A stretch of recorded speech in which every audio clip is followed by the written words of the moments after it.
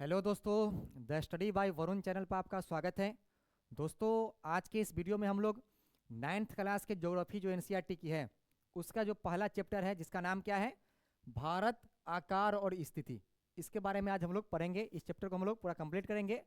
उसके अलावा बात करें तो ये किसी भी आगामी आने वाले एग्जाम के लिए बहुत ही महत्वपूर्ण है और ये एक ऐसा टॉपिक है भारत की आकार और स्थिति जिससे आपको किसी भी एग्जाम में, कोई भी एग्जाम दीजिए जिसमें इंडियन ज्योग्राफी के प्रश्न पूछे जाते हैं, उसमें आपको इससे 1 से 2 प्रश्न देखने को मिल ही जाएंगे। तो चलिए शुरू करते हैं और पढ़ते हैं पहला चैप्टर, भारत आकार और स्थिति।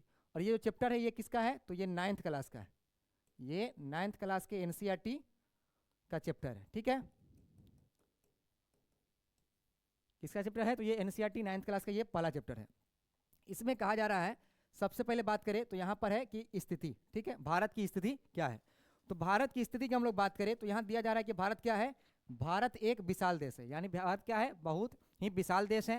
क्षेत्रफल की दृष्टि से लेकर के जनसंख्या की दृष्टि में सभी में क्या है, ये बहुत ही विशाल देश है।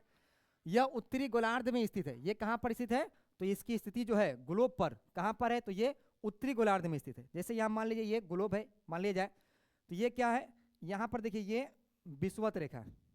ठीक है, ये वर्ल्ड मैप पर यहाँ पर ये विषुवत रेखा 0 डिग्री, ये क्या कर रहा है, ये 2 भागों में बांटता है पृथ्वी को, ग्लोब को 2 भागों में। इसके ऊपर के भाग को कहा जाता है उत्तरी गोलार्ध, इसको क्या कहा जाता है, उत्तरी गोलार्ध। और ये इसके नीचे के भाग को कहा जाता है दक्षिणी गोलार्ध। इसे क्या कहा जाता है, दक्षिणी गोलार्ध इसे कहा जाता है। इसे क्या कहता है, दक्षिणी गोलार्ध। यानी विषुवत रेखा के ऊपर उत्तरी गोलार्ध, नीचे दक्षिणी गोलार्ध। तो भारत की अवस्थिति की हम लोग बात करें तो भारत कहाँ है, देखिए भारत ये जो पीला दिखाई दे रहा है ये भारत की स्थिति है। तो ये कहाँ, भारत कहाँ पर स्थित है, तो भारत जो है विषुवत रेखा के ऊपर स्थित है, इसलिए भारत कहाँ है, ये भारत उत्तरी गोलार्ध में स्थित है। उसके अलावा बात करें तो यहाँ से एक रेखा गुजरती है जिसका नाम है 0 डिग्री, 0 डिग्री देशांतर। ये क्या है, 0 डिग्री देशांतर। और इसके जस्ट पीछे एक रेखा है, इसके जस्ट पीछे ग्लोब में, वो है 180 डिग्री देशांतर। वो दोनों क्या करती है, पृथ्वी को 2 भागों में और बांटती है, एक पूर्वी गोलार्ध और एक पश्चिमी गोलार्ध। तो 0 डिग्री के इस तरफ क्या है, ये पूर्वी गोलार्ध, पूर्वी गोलार्ध, ठीक है। और इसके इस तरफ का भाग कहा जाता है पश्चिमी गोलार्ध, पश्चिमी गोलार्ध, ठीक है। तो भारत की स्थिति की बात करें तो भारत विषुवत रेखा कहाँ पर है, ये ऊपर में है, तो ये उत्तरी गोलार्ध। और उसके अलावा ये 0 डिग्री कहाँ पर है, ये पूर्व साइड में है, इसलिए कहाँ पड़ेगा, ये पूर्वी गोलार्ध में स्थित है। तो ये भारत की स्थिति है वर्ल्ड मैप पर। भारत की स्थिति ग्लोब पर क्या है, ये उत्तर और पूर्व गोलार्ध में स्थित है। यहाँ पर यही दिया जा रहा है कि ये कहाँ पर स्थित है, तो ये उत्तरी गोलार्ध में स्थित है। तो ये भी क्या है, ये भी प्रश्न पूछा जा सकता है कि भारत किस गोलार्ध में स्थित है, तो उत्तरी गोलार्ध और उसके अलावा पूर्वी गोलार्ध में स्थित है। और इसका जो मुख्य भाग है लगभग 8 डिग्री 4 मिनट उत्तर से 37 डिग्री 6 मिनट उत्तरी अक्षांश तक। ये इसका विस्तार कहां से कहां तक है, तो 8 डिग्री 4 मिनट से यहां पर, ये 8 डिग्री 4 मिनट जो ये रेखा गुजर रही है, ये 8 डिग्री 4 मिनट से कहां तक, 37 डिग्री 6 मिनट, ठीक है, 37 डिग्री 6 मिनट उत्तरी अक्षांश के बीच भारत की स्थिति है। कहां से कहां तक, 8 डिग्री उत्तरी अक्षांश से 37 डिग्री 6 मिनट उत्तरी अक्षांश तक। क्योंकि भारत कहां पर है, ये उत्तरी गोलार्ध में है, इसलिए इसमें जो अक्षांश है वो क्या है, उत्तरी अक्षांश। तो ये हो गया। उसके अलावा बात करें, यहां पर दिया जा रहा है कि 68 डिग्री 7 मिनट पूर्व से 97 डिग्री 25 मिनट पूर्व देशांतर तक, ठीक है। इस देशांतर की बात करें तो कहां से कहां तक, तो ये 68 डिग्री 7 मिनट से, यहां से ये 68 डिग्री, ये जो रेखा है 68 डिग्री, यहां से ये गुजरती है, ये 68 डिग्री 7 मिनट से लेकर के ये 97 डिग्री 25 मिनट तक है, ठीक है। तो ये क्या हो गया, ये अक्षांश, यानी 8 डिग्री 4 मिनट से 37 डिग्री 6 मिनट तक इसकी जो अक्षांशीय विस्तार है। उसके अलावा देशांतर की बात करें तो ये 68 डिग्री 7 मिनट से लेकर के 97 डिग्री 25 मिनट पूर्वी देशांतर तक ये फैला हुआ है। ये भारत की स्थिति है ग्लोब पर। उसके अलावा बात करें, आगे दे रहा है कि कर्क रेखा, ठीक है, कर्क रेखा 23.5 डिग्री उत्तर में देश को लगभग 2 बराबर भागों में बांटती है। कर्क रेखा क्या करती है, हम लोगों ने पढ़ा कि जो पृथ्वी पर कुछ काल्पनिक रेखा खींचा गया है उसमें कुछ महत्वपूर्ण है, जैसे 23.5 डिग्री उत्तरी अक्षांश और 23.5 डिग्री दक्षिणी अक्षांश। ये क्या है, 23.5 डिग्री उत्तरी अक्षांश को कहा जाता है कर्क रेखा, और 23.5 डिग्री दक्षिणी अक्षांश को कहा जाता है विषुवत रेखा। तो जो भारत से गुजरती है वो कौन सी रेखा है, तो वो है कर्क रेखा। ठीक है, भारत से गुजरने वाली कौन है, वो कर्क रेखा, और इसका क्या है अक्षांश, तो 23.5 डिग्री उत्तरी अक्षांश को कर्क रेखा कहा जाता है। और ये क्या करती है, भारत को लगभग 2 बराबर भागों में बांटती है। भारत को क्या करती है, ये लगभग 2 बराबर भागों में बांटती है। देखिए यहां से ये है कर्क रेखा, यहां पर ये है कर्क रेखा। ये क्या कर रहा है, भारत को लगभग आधा भाग इधर और आधा भाग इधर, ये क्या करती है, भारत को लगभग 2 बराबर भागों में बांटती है। तो पूछा भी जाता है कि भारत से होकर के कौन सी रेखा गुजरती है, तो कौन सी रेखा, तो वो कर्क रेखा गुजरती है। और ये किस किस राज्य से होकर गुजरती है उसको भी हम लोग देख लेते हैं। सबसे पहले बात करें पूर्व पश्चिम से, तो गुजरात, ठीक है, उसके बाद राजस्थान, उसके बाद क्या हो जाएगा यहाँ पर, ये मध्य प्रदेश, फिर छत्तीसगढ़, उसके अलावा ये झारखंड, उसके अलावा पश्चिम बंगाल, उसके अलावा यहाँ पर ये मेघालय, इसके बाद क्या हो जाएगा, ये त्रिपुरा, ठीक है, त्रिपुरा और ये मेघालय, इसके बाद मिजोरम, ये मिजोरम, ठीक है। ये इन 7 राज्यों से होकर के कर्क रेखा भारत से होकर के गुजरती है। पहले पश्चिम की तरफ से गुजरात, राजस्थान, मध्य प्रदेश, छत्तीसगढ़, झारखंड, पश्चिम बंगाल और ये त्रिपुरा और ये मिजोरम से होकर के क्या गुजरता है, कर्क रेखा गुजरती है, जो भारत को लगभग 2 बराबर भागों में बांटती है। वही यहाँ पर दिया जा रहा है कि ये क्या करती है कि लगभग भारत को 2 बराबर भागों में बांटती है। मुख्य भूभाग के दक्षिण पूर्व में, मुख्य जो भूमि है भारत की, उसके दक्षिण पूर्व में क्या है, तो दक्षिण पूर्व में अंडमान निकोबार द्वीप समूह जो बंगाल की खाड़ी में, तथा दक्षिण पश्चिम में लक्षद्वीप द्वीप समूह अरब सागर में स्थित है। भारत के जो महत्वपूर्ण 2 द्वीप समूह है, एक क्या, एक दक्षिण पूर्व में बंगाल की खाड़ी में, उसका नाम क्या है, वो अरब सागर, जैसे यहाँ पर यही है दक्षिण पूर्व, यानी ये भारत का नॉर्थ, ये नॉर्थ, ये साउथ, ठीक है, ये साउथ, ये साउथ, ठीक है, ये साउथ, उसके अलावा ये ईस्ट और ये वेस्ट, ठीक है। तो ये क्या है, भारत का ये क्या भाग हो गया, ये दक्षिण और ये पूर्व, यानी दक्षिण पूर्व में कौन सा द्वीप है, समूह है, तो ये अंडमान निकोबार, अंडमान निकोबार द्वीप समूह है, अंडमान निकोबार द्वीप समूह है, जो किस क्षेत्र में स्थित है, तो वो बंगाल की खाड़ी में स्थित है। उसके अलावा बात करें तो ये दक्षिण और इधर पश्चिम, यानी दक्षिण पश्चिम में जो द्वीप समूह स्थित है वो कौन है, तो वो है लक्षद्वीप, यही है लक्षद्वीप, ये लक्षद्वीप है, ठीक है। ये कहाँ पर स्थित है, तो ये भारत के दक्षिण पश्चिम में अरब सागर में ये स्थित है। ये पूरा भाग अरब सागर का है जिसमें ये छोटा सा द्वीप समूह स्थित है। उसके अलावा यहां पर दिया जा रहा है कि भारतीय संघ राज्य का सबसे दक्षिणी बिंदु जो इंदिरा बिंदु कहा जाता है या इंदिरा पॉइंट, सन 2004 में सुनामी की लहरों के कारण समुद्र में जलमग्न हो गया था। भारत का जो सबसे दक्षिणतम बिंदु है, जिसका क्या नाम बताया जा रहा है यहाँ पर, उसका नाम है इंदिरा बिंदु यानी इंदिरा पॉइंट। वो कब डूब गया था, तो वो सुनामी जो 2004 में आई थी उसमें ये क्या हुआ था, ये डूब गया था। तो भारत के बिंदुओं की बात करें तो देखिए सबसे उत्तर में जो है यहाँ पर, इसका नाम क्या है, इसका नाम है इंदिरा कौल, इंदिरा कौल, ठीक है। उसके अलावा सबसे दक्षिणतम की बात करें तो ये कहाँ है, तो ये अंडमान निकोबार में, अंडमान निकोबार में है, इसका नाम क्या है, इंदिरा पॉइंट, इंदिरा पॉइंट है, ठीक है।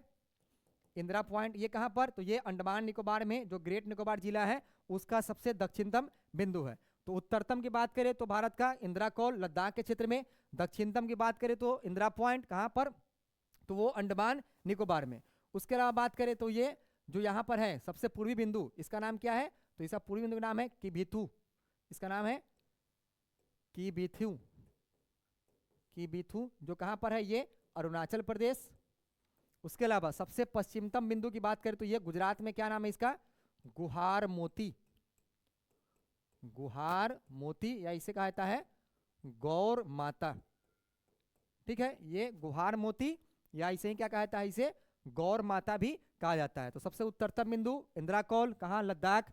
दक्षिणतम बिंदु कहाँ, इंदिरा पॉइंट कहाँ है, अंडमान निकोबार। पूर्वी बिंदु की बात करें तो ये अरुणाचल प्रदेश में, ठीक है। नाम क्या है इसका, किबिथु, और सबसे पश्चिमतम बिंदु क्या है, वो गुहारमेतु मोती, जिसे गौर माता भी कहा जाता है, जो गुजरात में स्थित है। तो इसको नोट कर लीजिएगा क्योंकि ये भी प्रश्न पूछा जाता है कि भारत का सबसे उत्तरतम बिंदु क्या है, सबसे दक्षिणतम बिंदु क्या है, सबसे पूर्वी बिंदु क्या है और सबसे पश्चिमी बिंदु क्या है। आगे बात करें तो आकार की बात किया जा रहा है, भारत के आकार की बात करें तो यहां दिया जा रहा है कि भारत के भूभाग का कुल क्षेत्रफल कितना है, 32.8 लाख, कितना, 32.8 लाख वर्ग किलोमीटर, ठीक है, 32 लाख वर्ग किलोमीटर एनसीईआरटी के अनुसार है।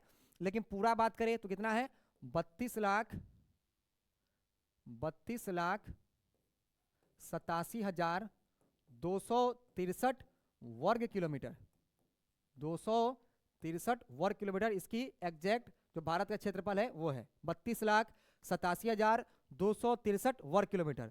अगर कहीं 32.8 लाख भी लिखा हो तो क्या हो जाएगा, ये भी भारत का क्षेत्रफल है, ठीक है। तो ये भारत का क्षेत्रफल हो गया। उसके अलावा भारत का क्षेत्रफल विश्व के कुल भौगोलिक क्षेत्रफल का 2.4% है, कितना है, 2.4%। ये भी प्रश्न पूछा जाता है कि भारत का जो क्षेत्रफल है वे विश्व के क्षेत्रफल का कितना प्रतिशत है, तो वो 2.4% है, ठीक है, कितना, तो 2.4%। और जनसंख्या कितनी रहती है इस पर, तो ये पूरे विश्व की जनसंख्या का 17.5% कहाँ रहती है, वो भारत में रहती है। क्षेत्र कितना है, मात्र 2.4%, और जनसंख्या कितनी रहती है, तो रहती है यहाँ पर 17.5% यहाँ पर जनसंख्या निवास करती है। उसके अलावा बात करें, भारत विश्व का 7वां बड़ा देश है, किस हिसाब से, तो ये क्षेत्रफल की दृष्टि से भारत विश्व का 7वां सबसे बड़ा देश है। तो इससे बड़े बड़े कौन से देश हैं उसको देखते हैं। तो देखिए एनसीईआरटी क्या कह रहा है यहाँ पर, सबसे बड़ा देश जो है ये है रूस, 17.09 लाख वर्ग किलोमीटर। उसके बाद ये कनाडा, ठीक है, कितना इसकी लंबाई क्षेत्रफल, 9.98 लाख वर्ग किलोमीटर। उसके अलावा ये यूएसए, संयुक्त राज्य अमेरिका, इसका क्षेत्रफल कितना है, 9.83 लाख वर्ग किलोमीटर। उसके बाद चीन की बात करें तो कितना है ये, 9.60 लाख वर्ग किलोमीटर। उसके बाद 8 यहाँ पर ब्राजील, कितना है ये, 8.5 लाख वर्ग किलोमीटर।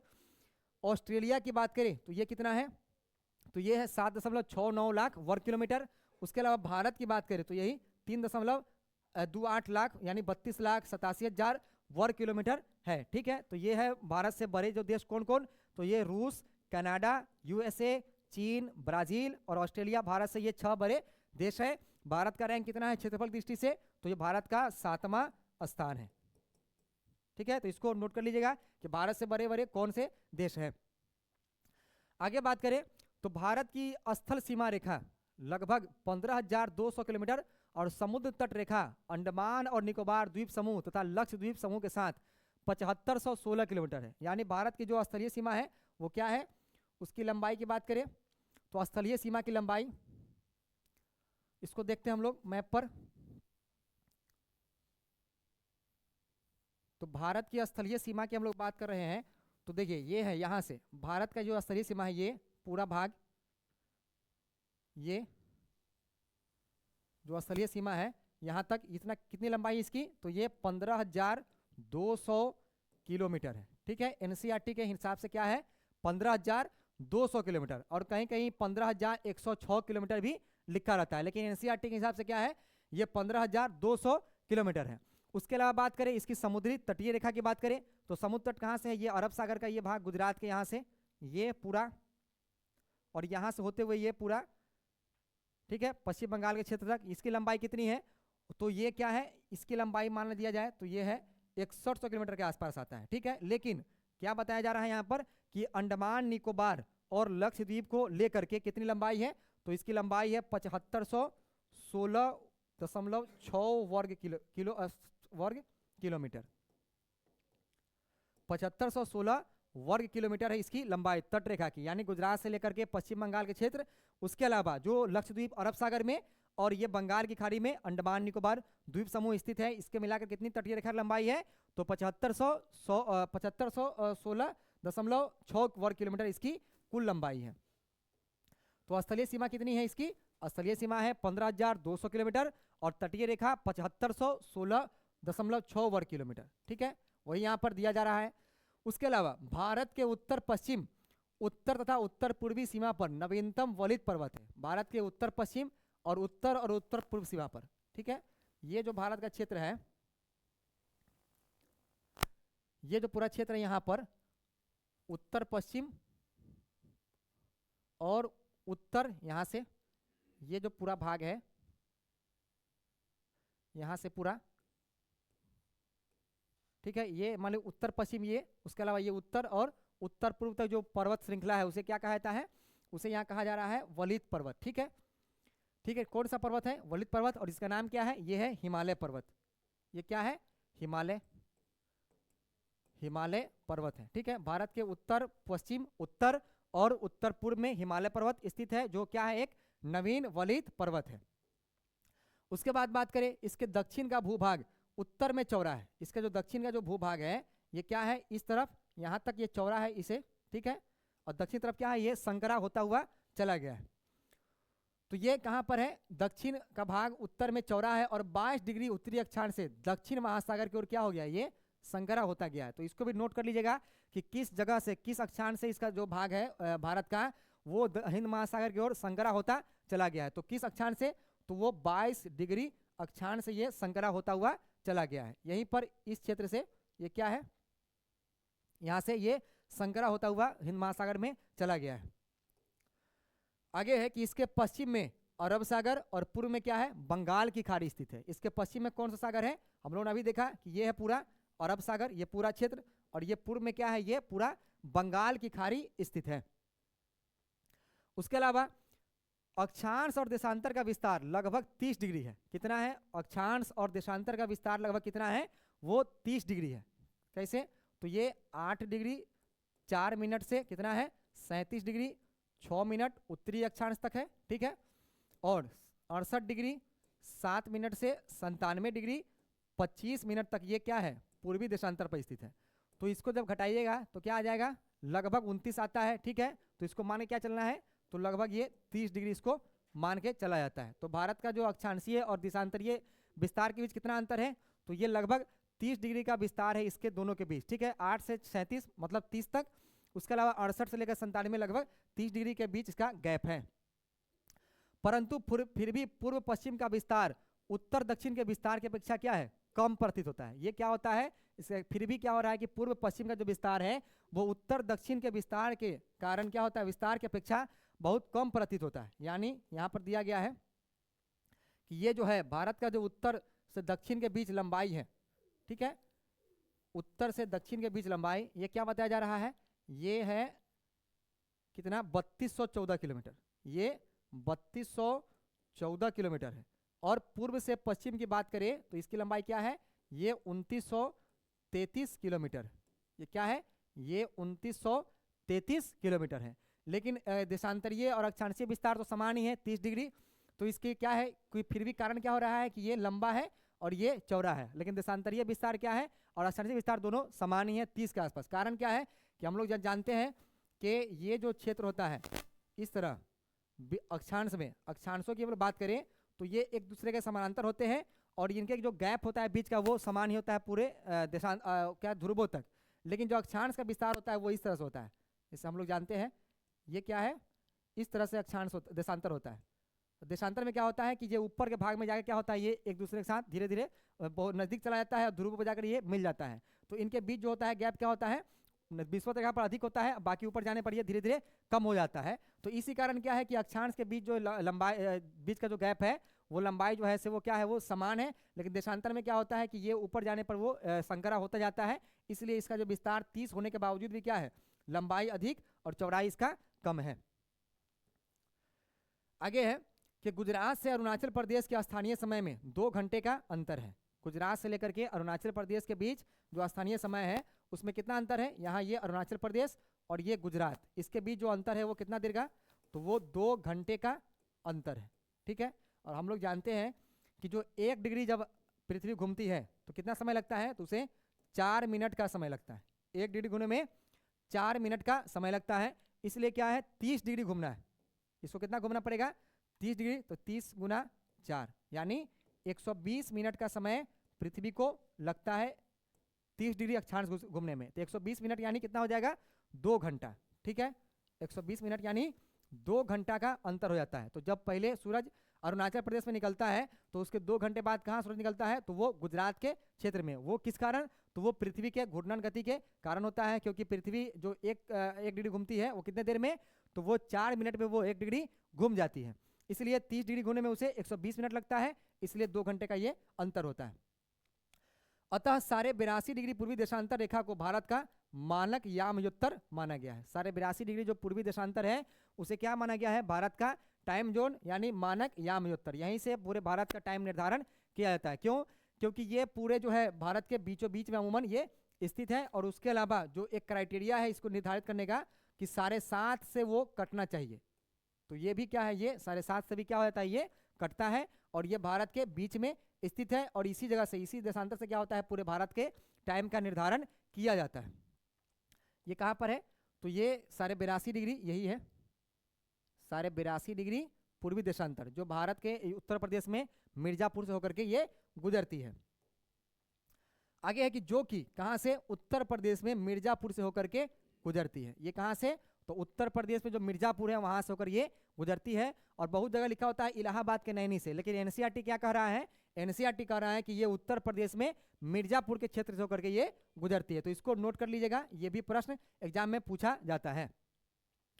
उसके अलावा अक्षांश का प्रभाव दक्षिण से उत्तर की ओर दिन और रात की अवधि पर पड़ता है। जो अक्षांश का प्रभाव है वो क्या होता है, दक्षिण से उत्तर की ओर भारत में दिन और रात की अवधि पर पड़ता है। इसका कारण क्या है यहाँ पर, कि ये जो भारत का दक्षिणी क्षेत्र है ये क्या है, ये विषुवत रेखा के करीब स्थित है। कहाँ पर, 0 डिग्री अक्षांश के बहुत ही नजदीक स्थित है। इसलिए ये क्या होता है, बहुत लंबे समय तक क्या होता है, सूरज की किरण ये प्राप्त करती है। और उत्तरी भाग जो है ये कर्क रेखा के ऊपर में ये क्या होता है, यहाँ पर बहुत कम सूरज की रोशनी जो है से प्राप्त होती है। इसलिए कारण क्या होता है कि यहाँ पर जो दिन की अवधि होती है लंबी होती है, और जैसे जैसे ऊपर जाइएगा तो वहाँ क्या होता है कि रात की अवधि बड़ी और दिन की अवधि इधर छोटी होती चली जाती है। आगे है कि 82.5 डिग्री मानक, ठीक है, भारत के मानक यहाँ क्यों माना गया है, क्योंकि ये भारत के बीचों बीच में स्थित है। उसके अलावा भारत और विश्व के बारे में बात है यहाँ पर करना, कि भारतीय भूखंड एशिया महाद्वीप के पूर्व और पश्चिम के मध्य में स्थित है। भारतीय भूखंड कहाँ है, एशिया महादेश के मध्य, पूर्व और पश्चिम के बीच में स्थित है। ये कहाँ पर स्थित है, तो ये एशिया महादेश के पूर्व और पश्चिम के मध्य में स्थित है। ये है पूरा एशिया महादेश, ये ठीक है। और ये कहाँ पर स्थित है, भारत, तो भारत की स्थिति यही है, भारत की स्थिति यही है। तो ये कहाँ पर स्थित है, तो ये पूरे जो है से पूर्व और पश्चिम, ये पूर्व और ये पश्चिम में कहाँ पर है, ये पूरे बीच में स्थित है। इस तरफ एशिया का आधा भाग और इस तरफ ये पूर्वी भाग, और इस बीच में कहाँ पर है भारत, वो भारत बीच में स्थित है। उसके अलावा आगे है कि भारतीय भूभाग एशिया महाद्वीप का दक्षिणी विस्तार है। तो ये भी पूछा जाता है कि भारत जो है एशिया महाद्वीप के किस क्षेत्र में है, तो वो दक्षिणी एशिया में स्थित है। ये कहाँ पर स्थित है, तो ये दक्षिणी एशिया में स्थित है। ठीक है, ये कहाँ पर है, तो ये दक्षिणी एशिया में, ये जो भाग है ये क्या है, पूरा दक्षिणी एशिया का भाग है। और भारत कहाँ स्थित है, तो ये दक्षिणी एशिया में स्थित है। तो इसको भी नोट कर लीजिएगा कि भारत की स्थिति वर्ल्ड मैप पर कहाँ है, या एशिया में भारत की स्थिति कहाँ है, तो भारत दक्षिणी एशिया में ये स्थित है। उसके अलावा हिंद महासागर जो पश्चिम में अफ्रीकी देश, ठीक है, अफ्रीकी देश और पूर्वी एशियाई देशों को मिलाता है। ये क्या करता है, पश्चिम में जो अफ्रीकी देश है उसे क्या करता है, और उसके अलावा पूर्वी देश को क्या करता है, ये पूर्वी एशिया को मिलाता है। ये इस तरफ ये पूरा अफ्रीकी देश है, उसके अलावा ये भारत के पूर्वी एशिया, जो एशिया का पूर्वी देश है उसको ये मिला रहा है। उसके अलावा भारत को केंद्रीय स्थिति प्रदान करता है। ठीक है, उसके अलावा हिंद महासागर में किसी भी देश की तटीय सीमा भारत जैसी नहीं है। हिंद महासागर जो क्षेत्र है उसमें कोई भी ऐसा देश नहीं है जिसकी स्थिति भारत के जैसी हो। इसी महत्वपूर्ण स्थिति के कारण एक महासागर का नाम इस पर रखा गया है। इसी जो महत्वपूर्ण स्थिति भारत की हिंद महासागर में है, इसी कारण क्या किया गया है कि भारत को क्या नाम, इसका नाम क्या रखा गया है, इसे भारत के नाम पर रखा गया है, यानी हिंद महासागर। ठीक है, किसके नाम पर, तो ये भारत के नाम पर रखा गया है। और ये एकमात्र ऐसा महासागर है जिसका नाम किसी देश के नाम पर रखा गया है, वो भी किसके नाम पर, वो भारत के नाम पर रखा गया है। ठीक है, यही है पूरा हिंद महासागर का भाग। ये यहां से पूरा इस तरफ से, उसके अलावा ये पूरा हिंद महासागर का ही भाग है। और ये भारत की स्थिति, इसके जैसी स्थिति किसी अन्य देश के हिंद महासागर में नहीं है, इसलिए इसे इसका नाम क्या रखा गया है, इसका नाम रखा गया है हिंद महासागर, यानी भारत के नाम पर इसका नाम रखा गया है। उसके अलावा क्या आप जानते हैं, ये भी एक बहुत महत्वपूर्ण पॉइंट है, इसको भी नोट कीजिएगा कि सन 1869 में सुएज नहर के खुलने से भारत और यूरोप के बीच 7000 किलोमीटर की दूरी कम हो गई। कितनी? तो 7000 किलोमीटर की दूरी जो है से भारत और यूरोप के बीच कम हो गई। क्यों? तो सुएज नहर के बन जाने के कारण ये इस दूरी क्या हो गई है, भारत और यूरोप के बीच कम गई है। यहीं पर है ये एशिया महादेश का मैप,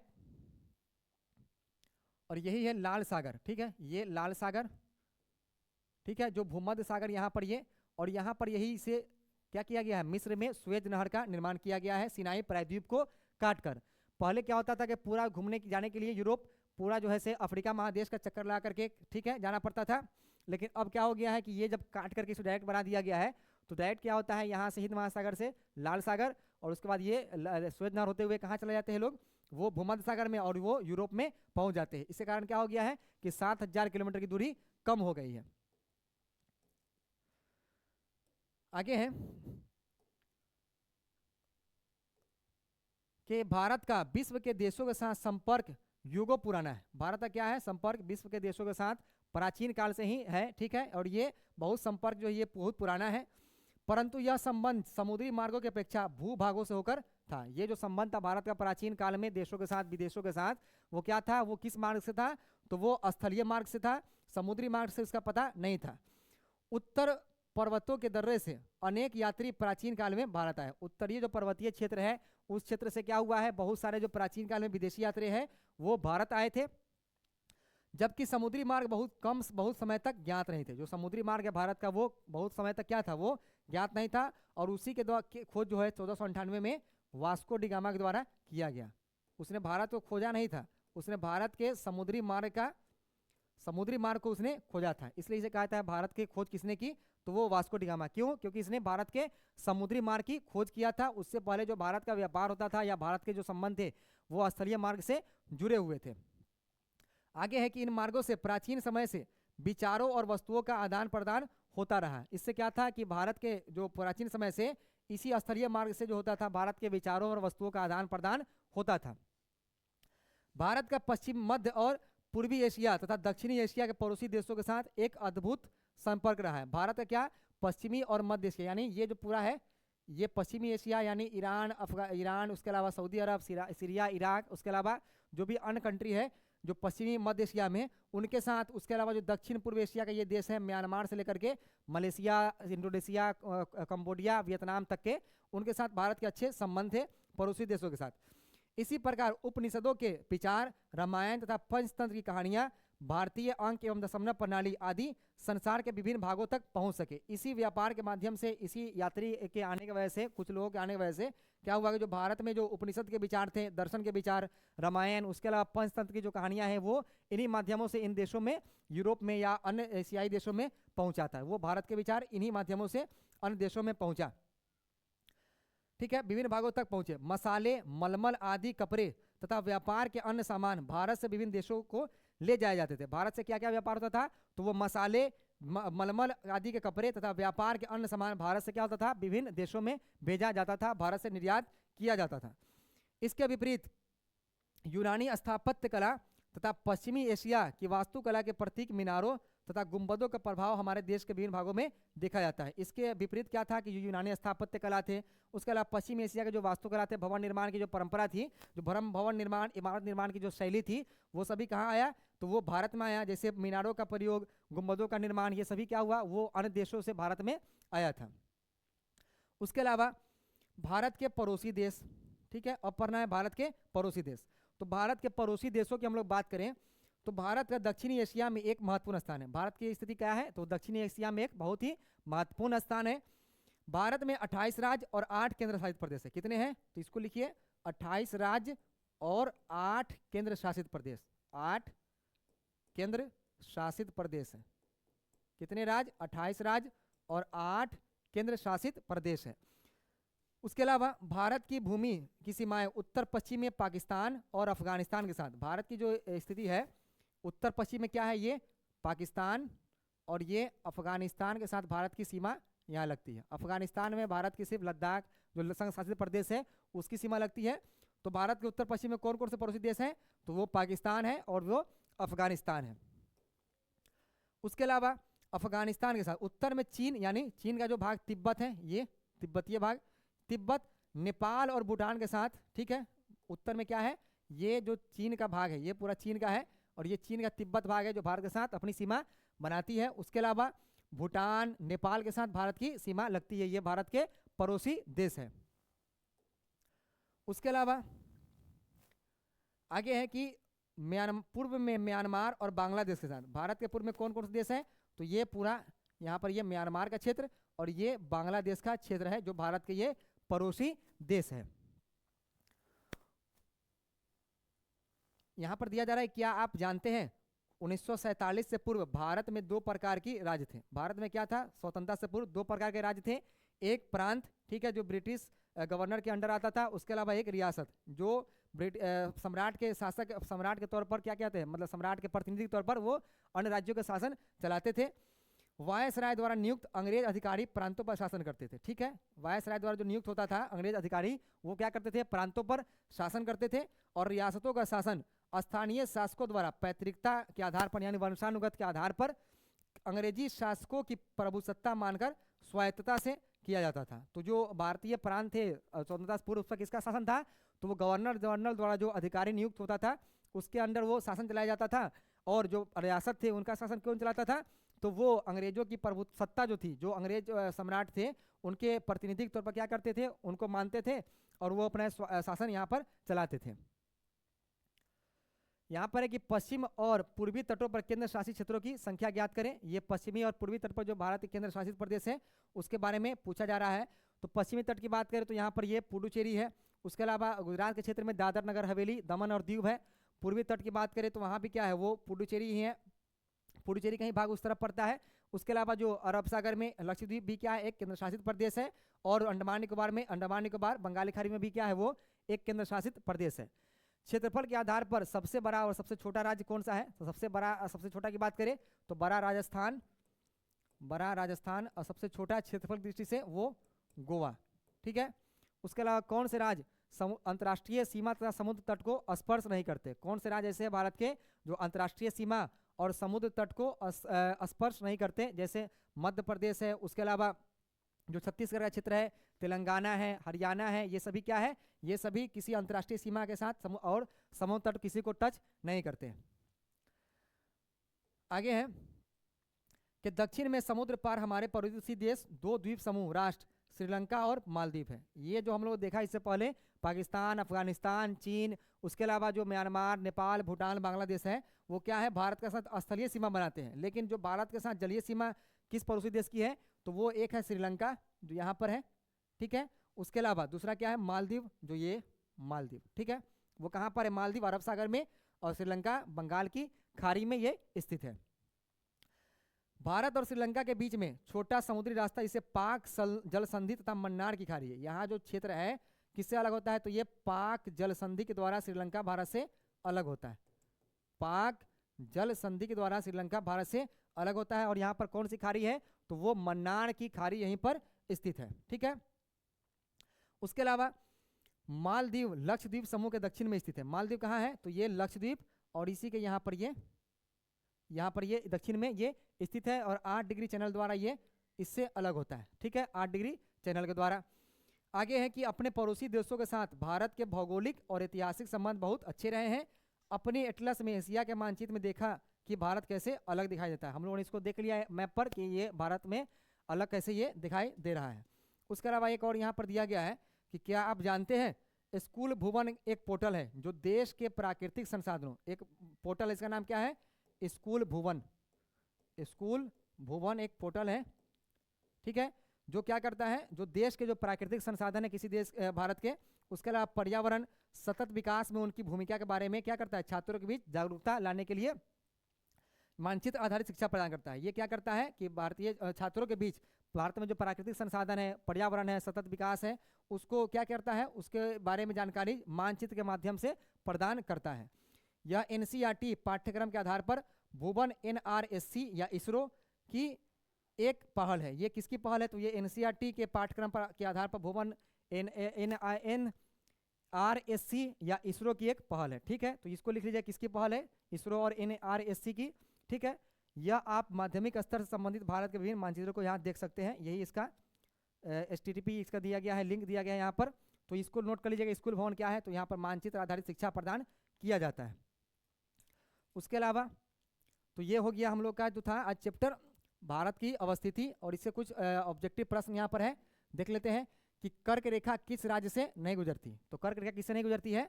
तो कर्क रेखा उड़ीसा से होकर के नहीं गुजरती, राजस्थान से गुजरती है, छत्तीसगढ़ से गुजरती है, उसके अलावा त्रिपुरा से होकर के गुजरती है। उसके बाद भारत का सबसे पूर्वी देशांतर कौन सा है? सबसे पूर्वी देशांतर क्या है?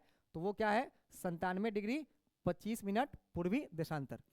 उसके बाद उत्तराखंड, उत्तर प्रदेश, बिहार, पश्चिम बंगाल और सिक्किम की सीमाएं किस देश को छूती है? उत्तराखंड है, उत्तर प्रदेश है, उसके अलावा बिहार, पश्चिम बंगाल और सिक्किम की सीमा किससे लगती है?